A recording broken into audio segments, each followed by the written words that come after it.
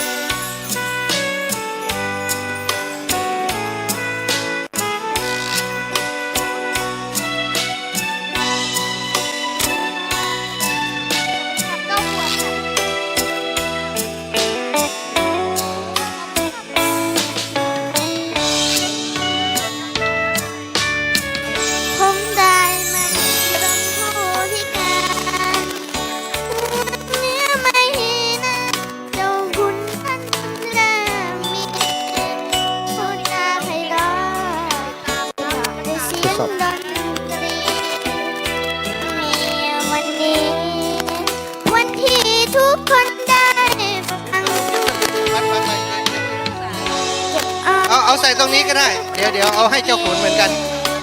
เอาใส่ตรงนี้ก็ได้เดี๋ยวใส่ตรงนู้นอยากมันยาก ช่วยเหลือคนพิการมากมายช่วยแม่คุณย่าสร้างสุขาคุณย่าผ่อนคลายแสนมีความหมายเจ้าคุณได้กตัญญูชีวิตต้องสู้คุณครูพร่ำสอนแม้กินเดินนอนต้องมีความดีเลี้ยงต้นสู้คนฟันฝ่าทำตาสายตาผู้คนเข้าใจไม่สนก้าวไปด้วยใจเตรียมคุณตั้งใจก้าวไปด้วยใจเด็ดเดี่ยวใช่คุณคนเดียวคนพิการหวังได้พึ่งพาใช้น้ำเสียงหาเลี้ยงครอบครัวภายหน้าแบ่งเบารักษาคนพิการตลอดไปยังไม่ได้ถ่ายกับการ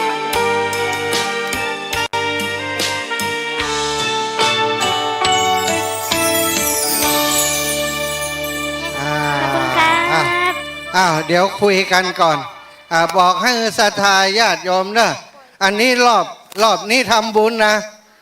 รอบหน้านี่จะเอาเข้ากระเป๋าเจ้าคุณรอบนี้เดี๋ยวจะนับว่ามีเท่าใดเพราะว่าสตังค์ขาดอยู่2,700จะครบ20,000จะเอาถวายที่วัดที่เหลือจะยกให้เจ้าขุนหมดเนาะตกลงกันแล้วนะ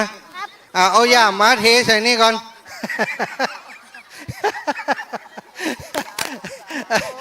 เดี๋ยวให้เจ้าขุนไปมอบเลย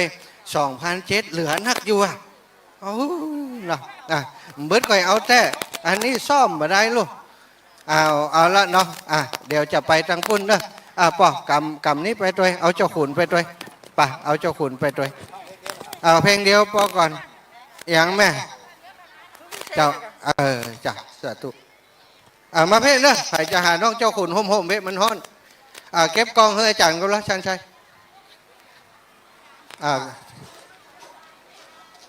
เอามานับก่อนเอามานับก่อน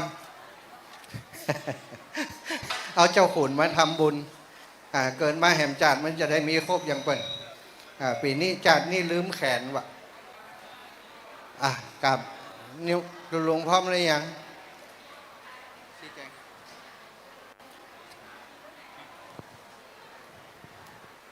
ศรัทธา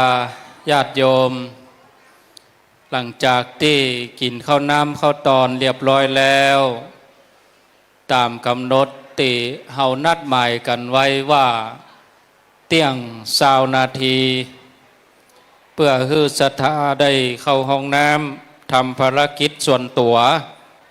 เที่ยง20 นาทีก็ขอให้มารวมตัวกันในศาลานี้ก่อนยังบ่ต้องขึ้นรถเตือนเนอะก็มาอันเขาจะบ่เข้าใจแต่กี้ไปห้องน้ำเตียวกายคนใดก็ถามว่าเขาจะไปไหนต่อไปแถมคนป้าแถมคนก็ว่าอาจารย์เขาจะไปนอนไหนไปป้าแถมคนอาจารย์วันนี้จะได้ปักแต่ปิกบ้านก่อนี่ ก็เลยว่ากำเดียวหลังจากที่เฮาตานชำระนิสงส์ทำบุญกับวัดพระธาตุน้อย4 บุญเรืองนี้แล้วเฮาก็จะได้ฟังแนวคิดท่านเจ้าอาวาสวัดธาตุน้อย4 บุญเรืองนี้ว่าเป็นจะได้ท่านถึงต้องสร้างโบสถ์สแตนเลสนะแล้วก็ท่านอยู่นี่กี่ปีท่านจะได้อู้จ่าพบปะศรัทธาหลังจากนั้นเราก็จะนัดหมายเพื่อที่ว่าจะบ่มีคำถามว่าจากนี้เราไปไหนต่อแล้วก็เราจะไปพักที่ไหนกำหนดการจะใดดังนั้นก็ขอให้ศรัทธาเรามารวมตัวกันนี่ก่อนเนอะยังบ่ต้องไปตีโลดเตื้อตึงโชเฟอร์ ก็ยังบ่ต้องเปิดรถให้เขาไปนั่งเตื้อเพราะอันบ่เข้าใจก็ปากันปัดกันหลงก็จะลำบากอันนั้นญาติโยมคืนนี้เฮายังมีกิจกรรมที่วัดแสงธรรมส่องใจที่อำเภอคำตะกร้าจังหวัดสกลนครคืนนี้ท่านพระครูวิพัฒน์บุญยสารแจกให้6 ล้านเนอะแจกให้6 ล้านแต่ต้องเป็นลุ้นเอาวันที่1พุ่นนะ แจกทุกคันแจกทุกคนแล้วแต่ดวงยกเบอร์เอาวันนี้เนอะท่านพระครูวิพัฒน์บุญยสารเป็นธุระให้ครูบาอาจารย์ โชเฟอร์คนขับรถยังไม่ได้กินข้าวเตื้อก็ขอเจริญพรได้กินข้าวเนอะอาหารเป็นขยมตู้เจ้าท่านเจ้าวาดได้จัดเตรียมไว้อย่างเหลือล้นอย่างเต็มอิ่มวันนี้อิ่มบุญอิ่มใจนะบ่ต้องฟังเฮาปิกวันนี้มันก็ตึ้มถึงเจียงใหม่เตื้อตามกำหนดก็ตึงจะนอนนี่ถ้าไผ่ปิกวันนี้เนี่ยก็อินดูคนขับอินดูโชเฟอร์หมู่เฮานี่นั่งรถเฮาก็ตึงรับในรถละแต่คนขับนี่เพิ่นจะอิดจะเหนื่อยจะหิวลำบากฉะนั้นก็ไล่หากันกิจกรรมยังใดขอให้แล้วที่แสงธรรมส่องใจไผ่จะปิกก็ได้กำนั้นแต่ว่ากำขอนี่มันแปลงกว่ากำซื้ออันนี้ถือว่าตู้เจ้าครูบาอาจารย์ตั้งหลายขอศรัทธาว่าเฮ้เราไปห่วมกิจกรรมเฮ้มันแล้วกันเนี่ยก่อนไผ่จะไปเอวต่อก็จากแสงธรรมส่องใจที่สกลนครแล้วก็ก้อยว่ากันแถมกรรมอันนี้แจ้งศรัทธาเราตั้งหลายเนาะก็มารวมกันในนี่ตะกี้ก็บ่ใจว่าเฮาตำหนิกันเนาะแต่ขอความร่วมมือหมู่เฮาที่เฮาไปที่ไหนเนี่ยอาตมาจะย้ำตลอดคือความเรียบร้อยบ่ใจว่าเฮาจะไปก็ไปจะลุกก็ลุกบ่สนใจอันนี้ตะกี้นี่ขอตำหนิน้อยหนึ่งบอกว่าลูกฮือเตียวเหลวฮือพอกำว่าลูกฮือเตียวพอสำรวจพอเหลวดูอันยังพ่องที่เขานอนที่เขากินที่เขาอยู่ขยะกาเก้าอี้กาอย่างเขามาก็เฮาเปิ้นดีใจเขาไปก็เฮาเปิ้นกึดเติงหาบ่ใช่ว่าเขาปัดก้นไปแล้วยังตั้งหลังบ่ได้ใส่ใจอันนี้บ่ใจขึ้นสีขาวเปิ้นจะตำนี้เฮาอยู่ด้วยกันหลายนี่มันธรรมดาโดยสัญชาตญาณของคนเฮานี่กินไหนขวางหั่นละน้ำขวดกินหั่นขวางหั่นถุงขยะเปิ้นก็มีเล็กๆน้อยๆอย่างหมดเนี้ยเฮาพยายามใส่ใจเห็นน้อยบางทีธรรมะก็ดีบุญก็ดีเฮาก็ใครได้แต่เรื่องเล็กๆน้อยๆบางทีบ่มีไผบอกมีไผอู้เสียเตื้อเฮาก็ลืมไปคนเฮาบางทีกินแล้วก็ลืมอยากตอนหิวมานี่โอ้อย่างใดต้องเสาะแสวงหาตอนอิ่มมาก็ลืมไปเนาะฉะนั้นทุกครั้งเฮาไปที่ไหนก็เฮาเป็นฝึกเป็นนิสัยเฮาไปลูกเฮือเหลวเตียวเฮือพอเนี่ยลูกก็เหลวหลังพอลืมอะไรยังพ่องอะไรยังต่างๆเตียวก็พอตั้งหน้าตั้งหลังพอแข่งพอขาเกิบกาอย่างกาอย่างนะมันเล็กๆน้อยๆบางทีมันสิ่งเหล่านี้นี่มันก็ต้องบอกต้องย้ำกันแถมกรรมนะเดี๋ยวพร้อมแล้วก็อาตมาจะได้บอกชี้แจง ศรัทธาญาติโยมเฮาตั้งหลายที่เฮาได้ร่วมกันหลังจากนี้ไปจากที่วัดพระธาตุวัดธาตุวัดธาตุน้อยนี้แล้วเนี่ยกำเดียวเราจะไปที่สะพานมิตรภาพไทยลาวไปที่พญานาคบางคนก็ไปแต่วาแล้วถ้าคนใดที่ไปแอวแต่วาแล้วบ่ไปก็ได้บ่เป็นอย่างก็ยิงตรงไปที่พระธาตุเชิงชุมนะสกลนครเลยถ้าไผ่บ่ไปที่สะพานมิตรภาพไผ่บ่ไปที่พญานาคนะก็คือไปที่พระธาตุเชิงชุมเพราะว่า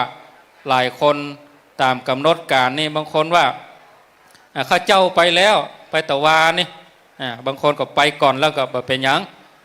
เดี๋ยวเราไปที่พระธาตุเชิงชุมพุ่นเนาะมีสองสถานที่มันก็บักไกลกันไปที่สะพานมิตรภาพก็อยู่ที่หั่นสักเกิ่งชั่วโมงก็เพียงพอเกิ่งชั่วโมงเสร็จแล้วก็ยิงตรงไปที่พระธาตุเชิงชุมที่จังหวัดสกลนครหลังจากที่พระธาตุเชิงชุมที่สกลนครแล้วก็ไปที่วัดสวนธรรมส่องใจอำเภอคำตะกร้าจังหวัดสกลนครที่วัดสวนธรรมส่องใจนี่ก็ไผ่จะนอนวัดก็ได้บักคัดข้องก็ยังติดตามมาบอกไว้บางคนก็จองที่พักแต่ว่าเขาต้องไปร่วมกิจกรรมที่วัดเถียก่อนไปร่วมกิจกรรมที่วัดเสร็จเรียบร้อยถ้าเขาไปพร้อมกันก็บ่เกิน3 ทุ่มเขาก็ออกมาพักต่างนอกเพราะว่าคืนนี้นี่เขาจะต้องทำบุญที่วัดแสงธรรมส่องใจขึ้นแล้วหมดเลยผู้มาเจ้ามาตื่นมากินข้าวเจ้าเสร็จแล้วก็ประมาณ6 โมง 7 โมงก็ต่างคนแยกย้ายกลับอันผู้มาเจ้านี่จะบ่มีการทำบุญอะไรอย่างคือที่สวนธรรมส่องใจนี่เอาไปทำบุญคืนนี้เรียบร้อยหมดทุกอย่างแล้วก็พักผ่อนผู้มาเจ้าทำธุระส่วนตัวแล้วเสร็จสัดเรียบร้อยทำวัดเสร็จแล้วก็แยกย้ายกันกลับแต่ถ้าคนที่เพิ่นนอนตั้งนอกทำกิจกรรมคืนนี้เสร็จเพิ่นนอนที่โรงแรมที่รีสอร์ทตั้งนอกแม่เจ้าบ่ต้องเข้าไปวัดแล้วคือกลับเลยแยกย้ายกันกลับได้เลยอย่างนี้เนาะไผ่ใครปิกบ้านแล้ว ยกมือขึ้นต้องฮึกกึดถึงตอนใครมาน่ะอาตมาว่าเอามาสัก30 กันก็พอเอาไปเอามาทัดทากับเขาไม่ตัวขอไปตัวเนาะก็เลยว่าเกินมาเกิ่งหนึ่งก็เป็นยังถ้าเอามาจำนวนน้อยก็ง่อมมานักยะดีนักยะดีก็มาร่วมกันอย่างนี้ไปตอนนี้ก็พอสมควรแก่เวลาแล้วจะได้นิมนต์ท่านอาจารย์เจ้าอาวาสเปิ้นได้ได้จ๋าพบปะศรัทธาญาติโยมแนะนำตัวเองอย่างเรียบร้อยก็สัมโมทนิยกถานิมนต์ท่านพระครูวิพัฒน์บุญยสารท่านอาจารย์จิรเดชเจ้าวาดวัดยางครามในนามตัวแทนคณะสงฆ์ที่มาวันนี้ตัวแทนศรัทธาญาติโยมได้ประเคนปัจจัยที่เขาจะร่วมสร้างโบสถ์สร้างอุโบสถแล้วก็ทำบุญชำระนิสงฆ์ที่เขามาขอยืมขอใจสถานที่เปิ่นพักถวายเพลพักกินข้าวปัจจัยตึงหมดก็หนที่ก็บ่ถึง20,000ดีได้18,000ปลายปรึกษาท่านพระครูชลทานกับท่านมหาสมชาติว่าเนี่ยจะได้น้องเจ้าขุนเปิ้นมาเพิ่นก็จ่วยห้องเพลงฮื้อตะกี้ ก็เอาปัจจัยสมทบแล้วก็ได้อยู่21,531 บาทอันนี้ที่เราจะทำบุญที่นี่ก็ขออนุโมทนากับศรัทธาญาติโยมทุกคนทุกท่าน ก็เดียวขอแจ้งเรื่องที่เฮาหอมกันละ2 ปันเพราะว่าเบิดเมื่อคืนนี้อาจจะเครื่องเสียงอาจจะบดีอย่างอีกาเพราะว่าสถานการณ์ตั้งหน้านี่เฮาบ่ฮู้ว่าเป็นจะใดเนาะสถานการณ์ตั้งหน้าเครื่องเสียงกาไฟฟ้ากาเฮาบ่ฮู้เมื่อเฮามารวมกันที่นี่แล้ว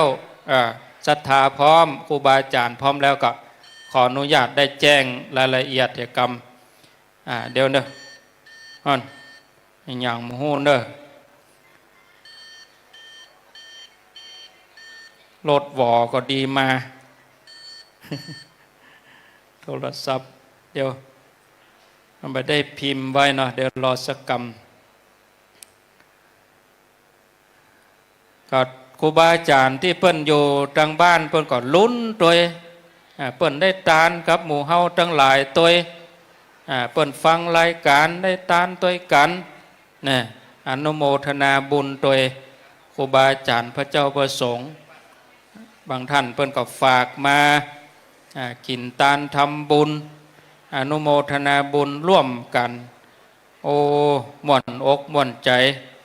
ครูบาอาจารย์บางตนเปิ้นก็ตั้งใจแล้วว่าจะมาตัวมีเหตุว่ามันได้มาห่วมสักกรรมครูบาอาจารย์ศรัทธาเตือบ่ได้หันก็ง้อมตนนั้นยังมาตนนี้ยังบ่มาถามหาก็ง้อมใจไปกรรมเอาแล้วญาติโยมที่เฮาหอมกันนี่ก็รถตู้62 กันแต่ว่าที่นอกเหนือที่มาเพิ่มเติมนี่เบอร์นี่เหลือกี่เบอร์67แปลว่ามาเอาเบอร์ต่อไปนี่5 กัน5 กันนี่มาติดต่อตายมาลูนนี่ก็ว่ารถไฟเขาก็แล้วไปก็เป็นอย่าง62 กันที่เราได้ร่วมกันกันละ 2,000 บาทนี่ก่อนเด้อโทรศัพท์นี่มันมาเป็นใจกันละ 2,000 บาทได้อยู่ 124,000 บาท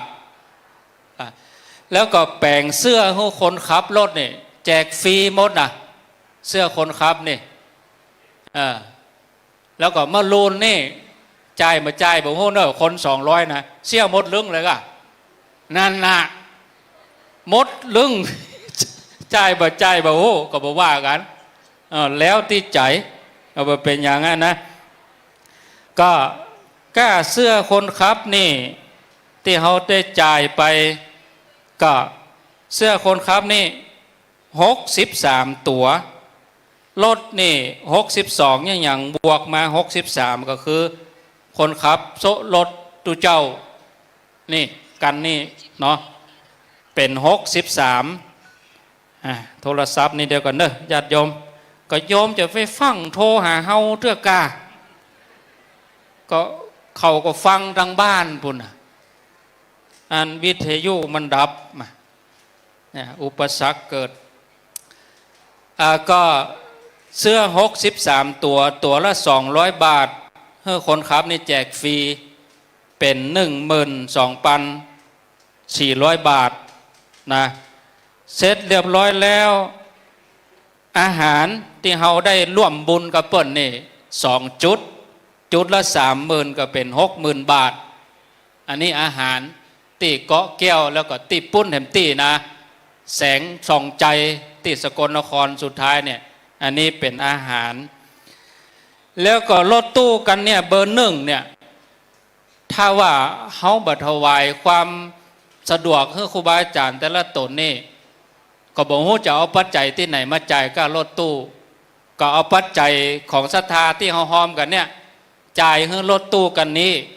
ก็อยู่ในจำนวนเงินที่ศรัทธาหอมกันเนี่ย16,000 บาทนะอันนี้ก็รถตู้ที่ให้ครูบาอาจารย์มาแล้วก็สติกเกอร์ติดรถ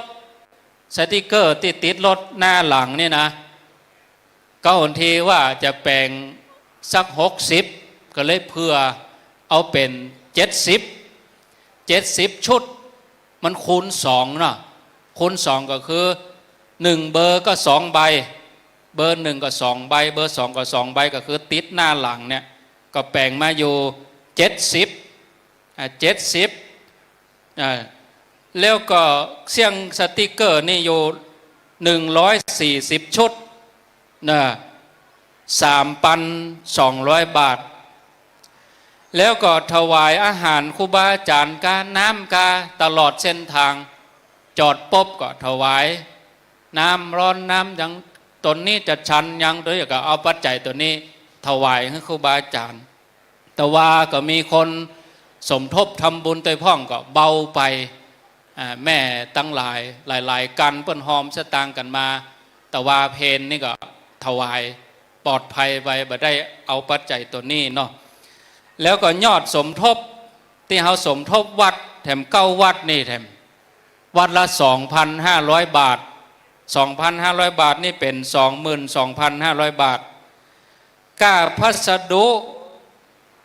ที่เขาแพ็กส่งเฮือศรัทธาที่เปิ้นอยู่ไกลอย่างบางท่านที่อยู่ไกลเสื้อเบอร์บ่ได้เขาก็ทยอยส่งไปเจียงไฮ้ส่งไป2 รอบเมืองฝางส่งไป2 รอบบางคนจะมาวันนี้แล้วแหม2 วันบัดตันท่านข้าเจ้าอย่างบัดได้ง่ายๆผ้าก็บ่ได้ซักเฮาจำเป็นได้เอาไปส่ง เสื้อไปส่งให้เขาก็ปัจจัยที่ส่งเสื้อกับพัสดุอย่างโมนี่ก็เป็นปัจจัยโยค่าพัสดุ15 กล่องพร้อมกับค่าส่ง 5,328 บาทนะศรัทธาเฮาหอมกันมา 124,000 บาทคันละ 2,000 นี่นะ62 กันเนี่ยเฮาจ่ายไป 122,128 บาทประเดี๋ยวนี้คงเหลือ 1,872 บาท 1,872 บาทนี่เอาไปอย่างเอาไปต่อ6 ล้านบึดเมื่อคืน ใบละ100บึดจะเอาโจกเบอร์คือน่ะปะเอาไปที่สวนธรรมส่องใจบุญจะเอาเฮือโชเฟอร์เกิงหนึ่ง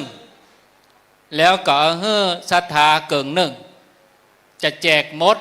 ก็หักบัวตูมบัวบานเนาะ พวกคนหนึ่งก็ยังคนหนึ่งก็บ่ได้ก็จะน้อยใจจกเบอร์เอาเขียนเบอร์ถึงเลข1 ถึง 67เนี่ยนะใส่ในกล่องแล้วก็จกเอาจกครั้งแรกเป็นของโชเฟอร์ต่อใด15 กันจกออกมาสมมติว่าจกได้เบอร์อย่างเบอร์5เอาไป6 ล้านเป็นรุ่นเอาวันที่1ปุ่น แจกเต่ากันหมดคน6 ล้านมีข้อแม้ถูกมาต้องแจกพระสงฆ์นี่ตนแสนเนอะอันนี้ตกลงกันนะ พ่อเขาจะทำบุญต่อเจตนาก็อู้บาอาจารย์ว่าเขาจะแจกอย่างอื่นมันก็ขี้ค้านพกมาคืนที่จะมาแต่วาวันซืนเนี่ยคืนวันที่22อาตมาก็เล่นตัวหมู่โชเฟอร์เขาเพื่อเขาเข้ากลุ่มนี่นะแล้วก็เล่นเขาคือกระตุ้นเขานะบอกว่าเพื่อรายงานตัวถึง2 ทุ่มเนอะคนในกลุ่มมี72 คนรายงานเนี่ย50เขาว่าขจายก็จะไปแล้ว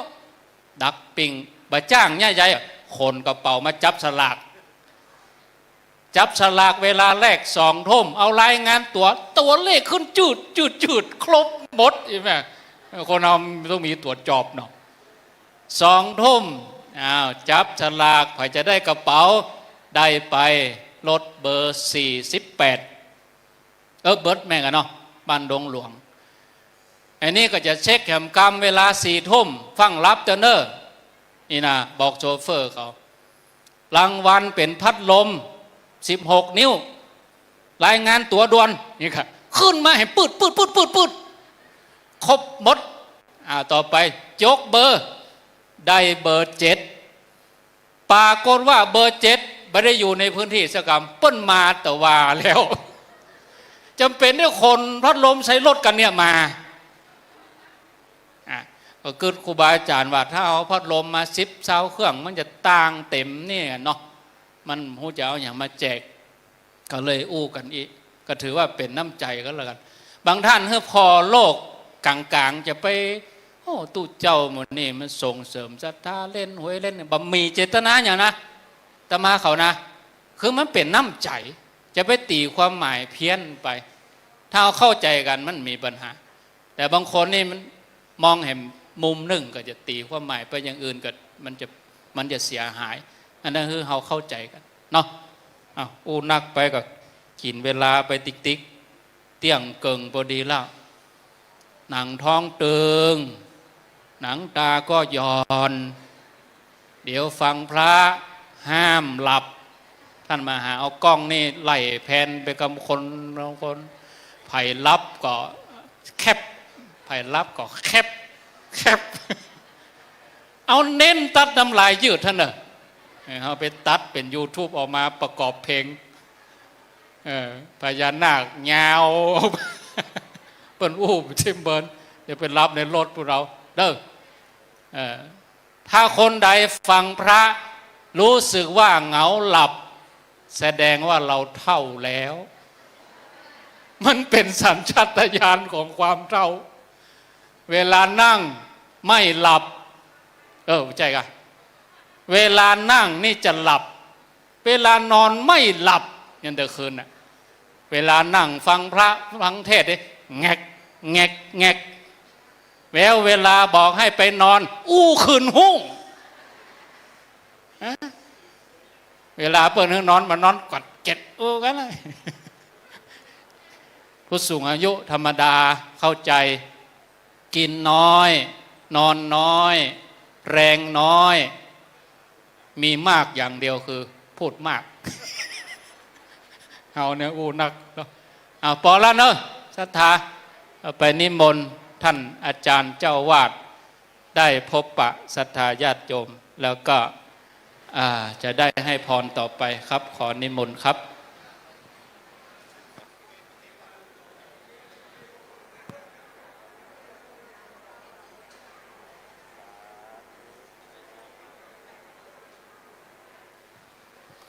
ขอ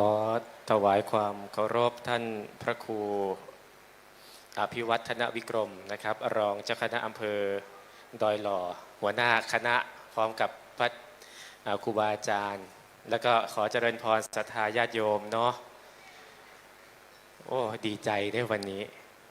ดีใจมากตื่นเต้นเมื่อคืนนอนไม่หลับคิดแล้วคิดอีกปกติวัดนี้ไม่เคยรับคณะใหญ่ๆแบบนี้ครับพระอาจารย์ต้องพูดตามตรงว่าเราไม่เคยรับคณะใหญ่ๆแบบนี้พอมากันทีแบบ700 800รถตู้เยอะๆแบบนี้ทำยังไงดีวะ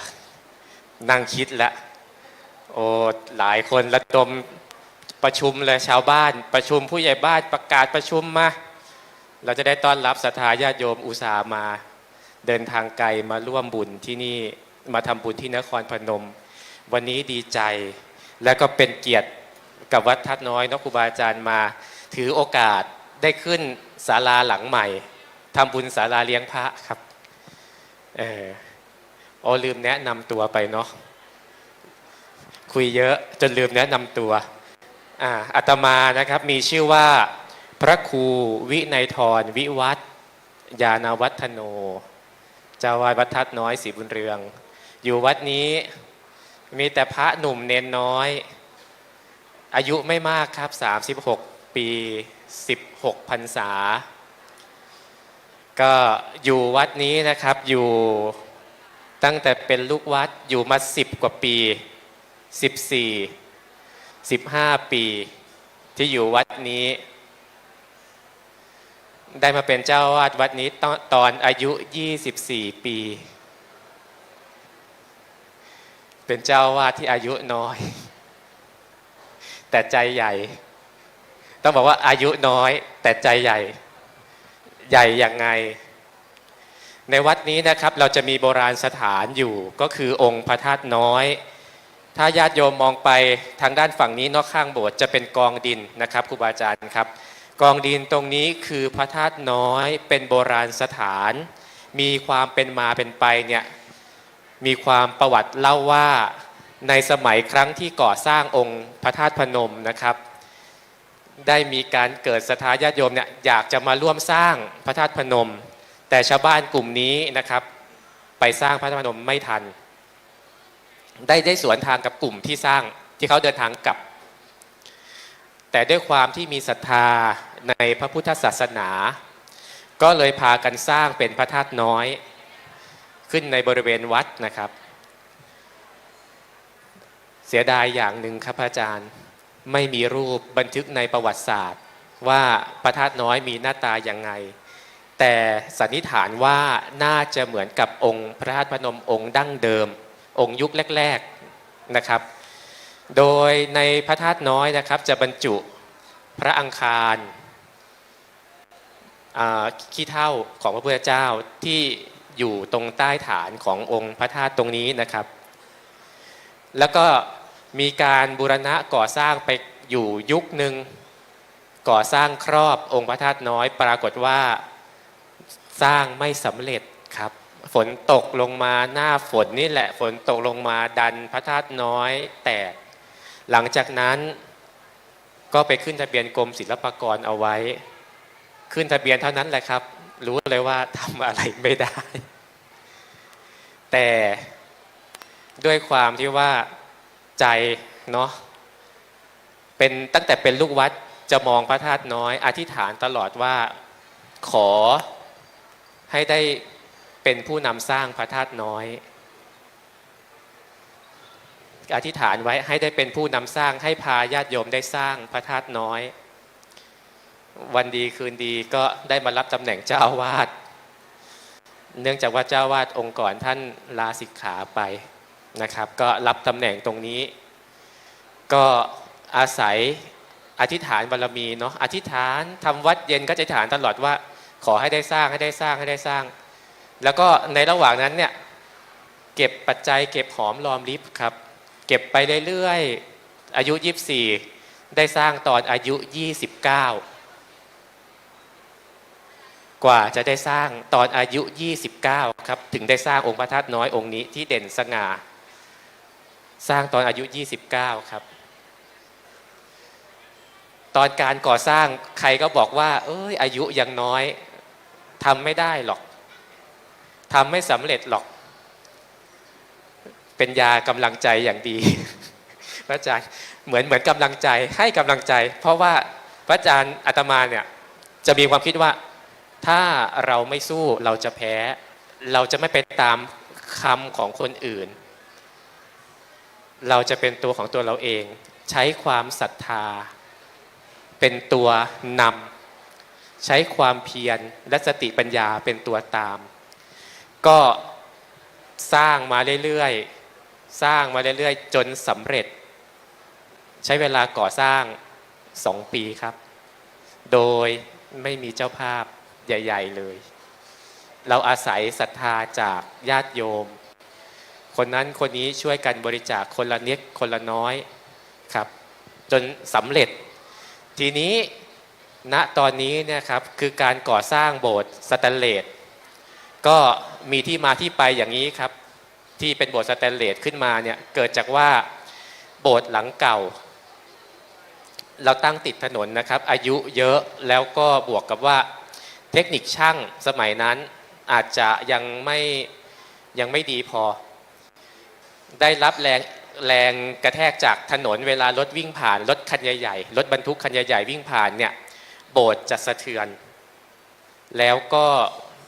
วันดีคืนดีครับใบลากาหล่นโบสถ์ร้าวโบสถ์น่ะร้าวไปแล้วแต่มันยังไม่หล่นยังใช้งานได้ก็ใช้ไปก่อน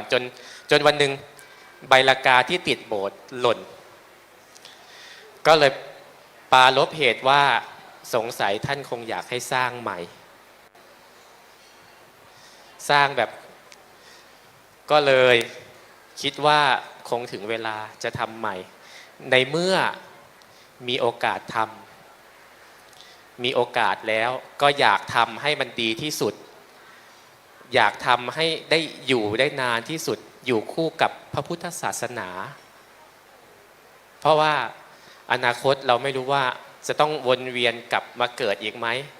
ก็เลยอยากจะสร้างให้เสร็จอะไรก็ตามที่ทำเอาไว้อยากให้มันเสร็จทุกอย่างครับอาจารย์ก็เริ่มทำจากไม่มีอะไรก็ทุกวันนี้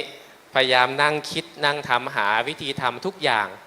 อยู่ตรงนี้เราพยายามส่งเสริมชาวบ้านด้วยครับเรามีศูนย์การเรียนรู้ให้ชาวบ้านได้ศึกษาเรียนรู้มีผักไฮโดรโปนิกสอนชาวบ้านมีการทำงานหัตถกรรมทุงอีสานซึ่งที่ห้อยประดับประดาพระธาตุเนี่ยคือผลงานของชาวบ้านที่นี่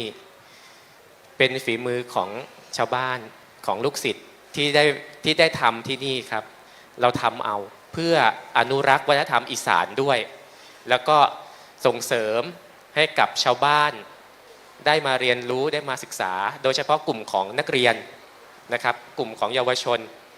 เพราะว่าอยากให้เขามาเห็นอะไรแปลกใหม่นะครับวันนี้ก็มีความรู้สึกนะครับดีใจ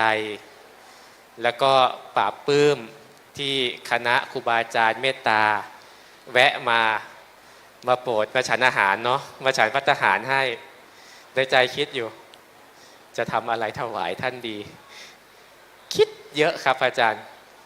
กลัวต้อนรับไม่ดีแต่วันนี้ก็ลุล่วง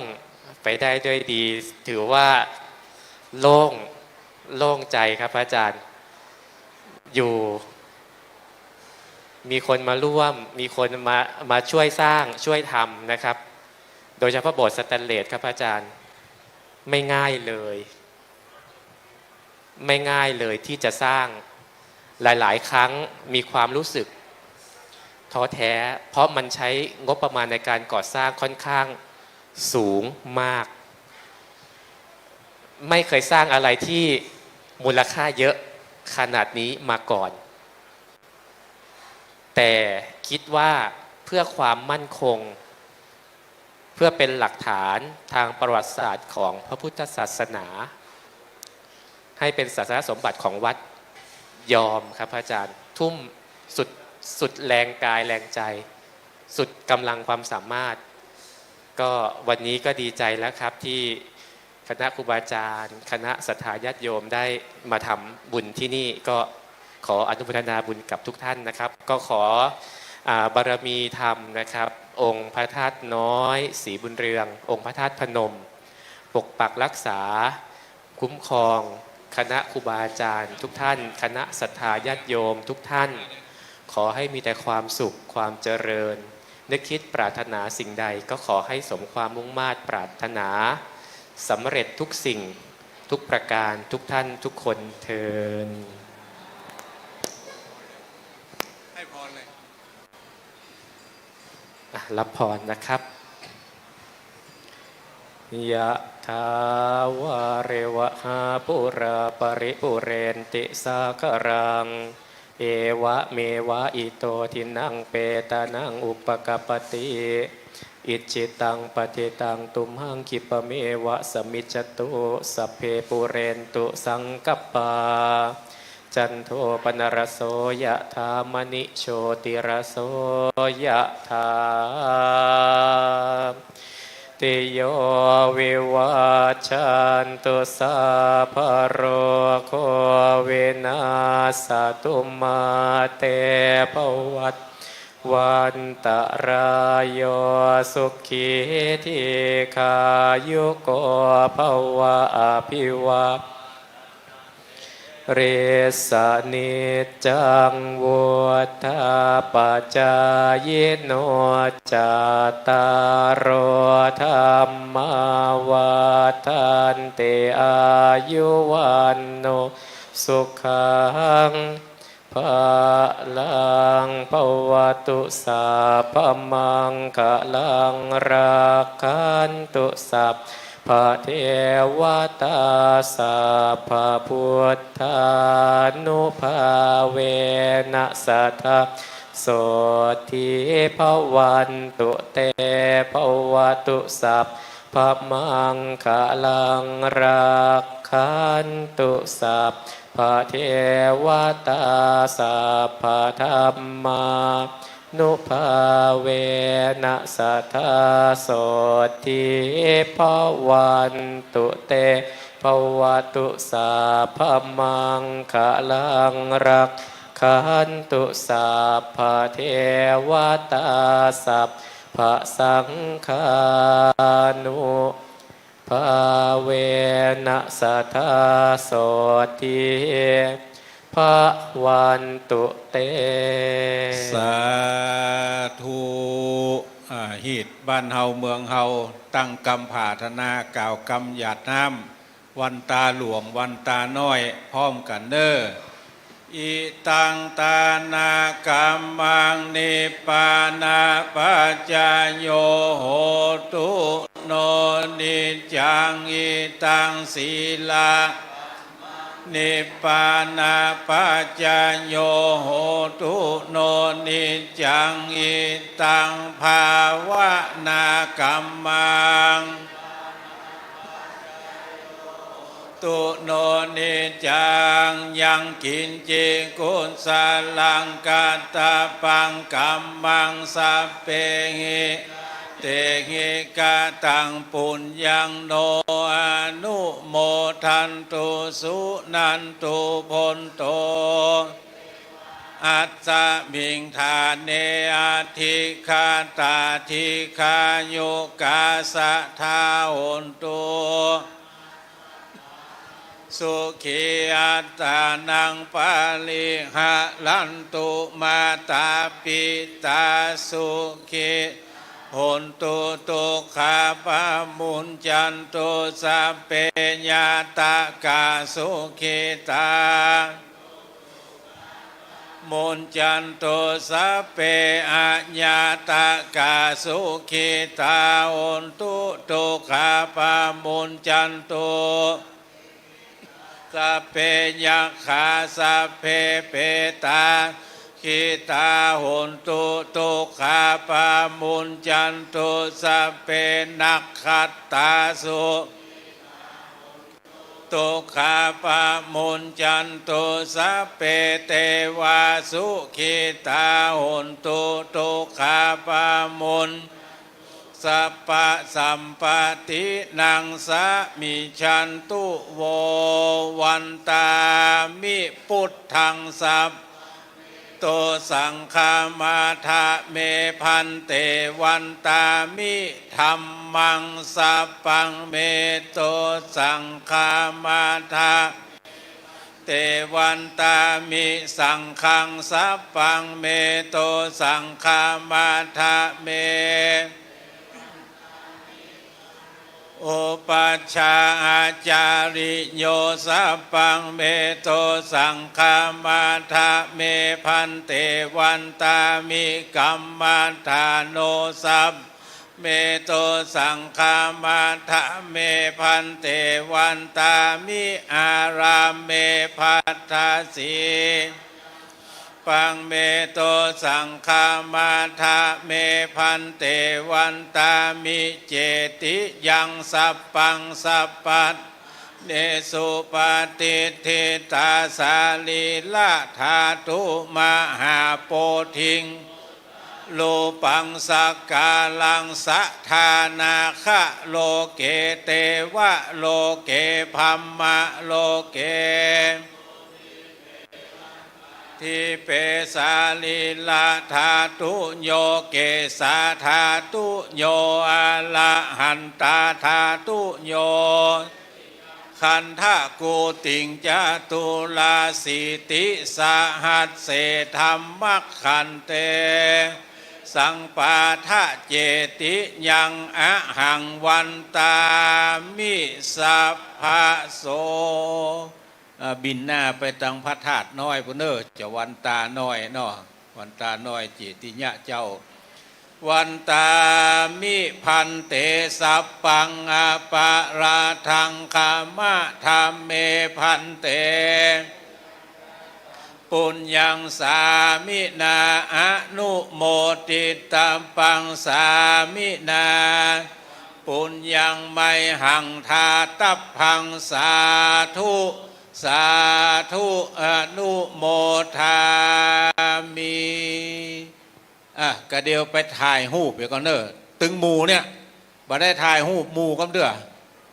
แต่เจ้าก็เป็นสุนสันอุ่นอันมันบ่พร้อมกันตอนนี้ไปยืนหน้าป้ายบนเนอะนั่งก็ได้ยืนก็ได้บนเวทีบนตีพวกตีล้อว่ะตัวเจ้านั่งเอาเก้าอี้ไปให้ตัวเจ้ากำตัวเจ้านั่งเก้าอี้สถานนั่งทั้งลุ่มพ่องยืนพ่องไปถ่ายรูปพร้อมกันก่อนถ่ายรูปแล้วก็ฮือเข้าห้องน้ำห้องส้วมฮือเรียบร้อยถ้าได้ขึ้นรถแล้วก็จอดบัดจอดมีเรื่องแน่นะเขาจะเอาไปถึงมดเนี่ยเลยนะไปถ่ายรูปแล้วก่อนเปียกเก้าอี้ไปให้ทุกเจ้ากำ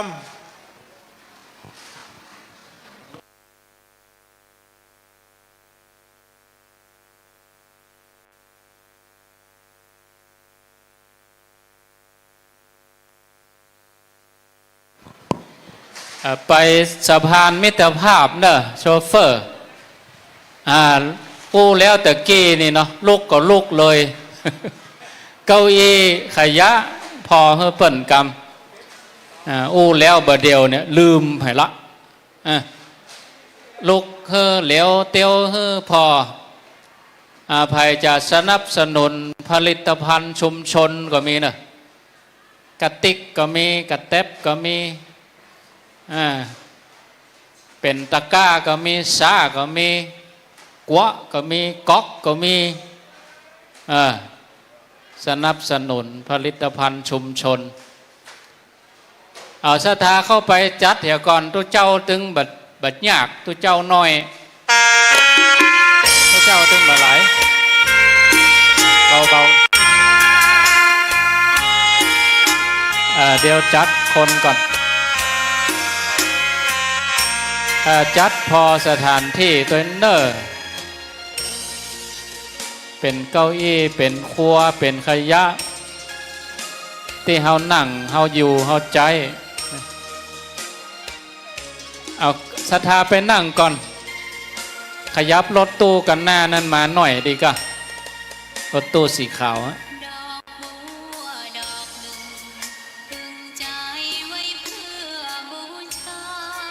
เดี๋ยวศรัทธาแล้วก่อนนิมนต์ครูบาอาจารย์ไปขจายเนอะมันฮ้อนนะขจายไปถ่ายรูปเพียก่อนมันฮ้อนอินดูคนท่าเมินก็เมินเดี๋ยวถ้าตูเจ้าไปยืนแล้วก็คือถ่ายแล้วก็คือจบกระเดียวอีบ่ได้ละโน่ตูลุงแดงก็มีปุ่นละเอาจ้องตูลุงแดงออกก่อนเฮ้ตัวลงยองไปบ่ได้เตื้อเดี๋ยวมันจะฮ้อนถึง2เบื้องบนทั้งลุ่มด้วยตัวลงยองเมื่อไปเตื้อมันจะย้อนแสงเรียบร้อยแล้วนิมนต์เลยครับไป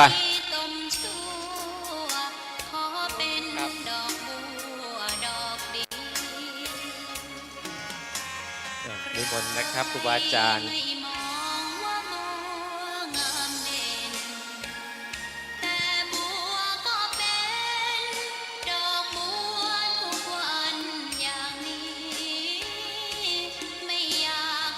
พื้นที่พอไหมคุณโยม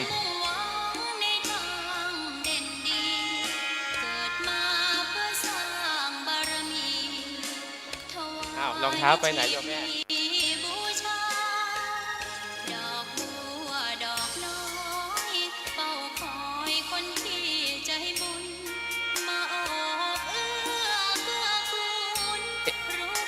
ใครหลงรองเท้านะครับเช็ครองเท้าตัวเองดีๆเช็ครองเท้าตัวเองดีๆนะครับรองเท้าใครหลง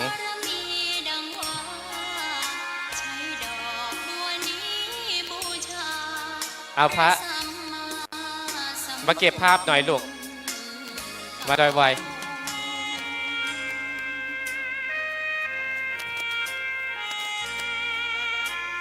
ครับขอบคุณค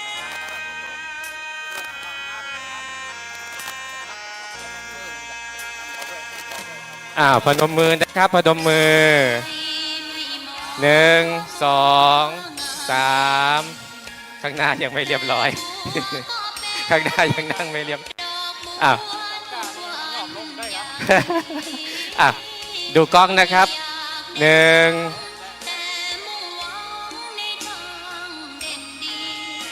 ยืนขอบก็ได้ครับยืนขอบดีไหมยืนที่ขอบดีไหมนั่งยากยืนที่ขอบดีกว่าดูกล้องนะครับ1 2 3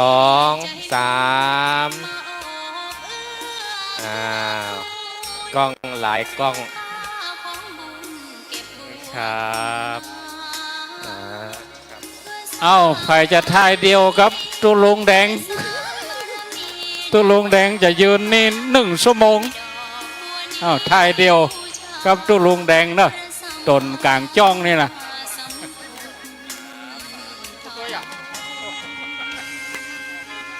ศรัทธาเอาไปห้องน้ำก่อนเนาะถ้ายอยกันไปห้องน้ำก่อนก็เดี๋ยวไปถึงกลางทางจอดนี่นะไปห้องน้ำก่อนเด้อช่วยเก็บเก้าอี้ตะกำเนาะแล้วนี่อันละผ้าอย่างนี้ผ้าสีแจงเพื่อประดับนี่สมัยมาเอาเปิ่นไปเหมาะพยาทายเดียวกับอันพระธาตุกับป้ายนี่เจอเนอะเอาหน้าแมนป่องนี่นี่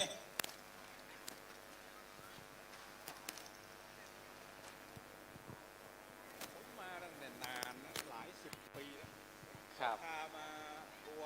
ไม่รู้วัดไหนเป็นวัดไหนตอนนั้นยังหนุ่มปีอะไรนะครับ ยังหนุ่มยังเล่นอยู่เนาะ อ๋อ เป็นกำลังแค่นี้อ่ะ ครับ ดีแล้ว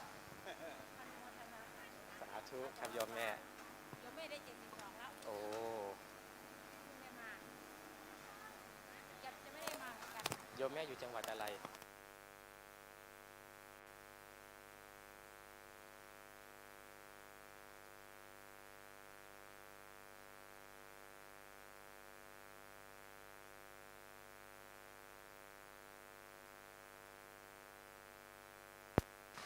อุดหนุนสินค้าหัตถกรรมเปิ้นเห็นเนอะอันเปิ้นขายราคาถูกนะวันนี้นะตุลุงแดงผมซื้อถวายอันเอามาเลือกเอาทุกปีตะวันเอาไปอันเขาเอาไปใส่สตางค์วัดเขาปิดใจก่อนเดี๋ยวผมเอาเพื่อ200บาทได้เนอะเหลือตัวเอี้ยเนอะเสถาโอ้มีปุ่นแหมร้อยของเขาตุลุงเอาสีอย่างอันนี้ถวายตุลุงเนอะถวายตุลุงจะเอากี่กันเอาแป่งบาท1 แกนป่ะทุกปีเขาเอาสีนี่ป่ะเอาสีเขียวเอาสีเขียวมาได้สถานเนอะงามนะเหมาะมากสวยงามมากตุลุงเดี๋ยวผมใจให้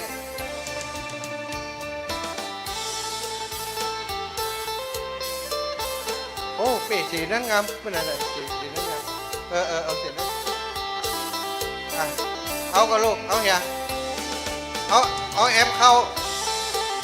เอาไปหือยาชักอันแล้วแอมเข้าไปใส่สตางค์เอาไปหือยาของเป็นงามขยายซื้อเนอะเหลือเมื่อกี้เหลือ10 กัน